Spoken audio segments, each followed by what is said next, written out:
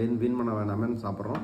அதை வந்து முடிஞ்ச வரைக்கும் பழமாக சாப்பிட்றது நல்லது தான். நீங்கள் ஃபாஸ்டிங் டேங்கிறனால இது வந்து ஜூஸ் குடிக்க போகிறோம். கொஞ்சமாக நாட்டு சக்கரை போட்டு ரெடி பண்ணியிருக்காங்க. ஸோ இதுதான் நம்மளுக்கு வந்து மதியம் வரைக்குமான உணவு. ஸோ நம்ம வந்து இப்போ வந்து ஒபிசிட்டி ஓவர் வெயிட்டை பற்றி பேசிகிட்டு இருந்தோம். ICMRோட 9வது கைட்லைன் பற்றி பேசிகிட்டு இருந்தோம். ஒபிசிட்டி வந்து பார்த்தீங்க அப்படின்னா எப்படி கால்குலேட் பண்ணுறது அப்படிங்கிறது நிறைய பேருக்கு டவுட்டாக இருக்கும். நீங்கள் வந்து ஈஸியாக கால்குலேட் பண்ண முடியும். எப்படின்னா BMIன்னு உங்கள் கூகுளில் போய் சர்ச் பண்ணி பாருங்கள். உங்கள் BMI வச்சு கண்டுபிடிச்சிக்கலாம். BMI வந்து 18.5லேருந்து 25க்குள்ளே இருந்தது அப்படின்னா நீங்கள் வந்து நார்மலாக இருக்கிறீங்க அப்படின்னு அர்த்தம். அது வந்து ஏஷியனுக்கு என்ன சொல்கிறாங்கன்னா, வேர்ல்டு ஹெல்த் ஆர்கனைசேஷனோட ஏஷியன் நார்ம்ஸ் எவ்வளோன்னு பார்த்தீங்கன்னா 18.5லேருந்து 23 வரைக்கும் தான் வந்து நார்மலுக்கு. அதுக்கு மேலே போச்சு அப்படின்னா 27க்கு மேலே போயிடுச்சு அப்படின்னா வந்து ஒபீஸுங்கிறாங்க. ஸோ அதுக்கு மேலே போகாத மாதிரி பார்த்துக்கங்க. இதுக்கு வந்து இந்த மாதிரி ஜூஸஸ் குடிச்சு இன்டர்மீடியன்ட் ஃபாஸ்டிங் இருந்தீங்கன்னா நல்ல எஃபெக்ட் கிடைக்கும்.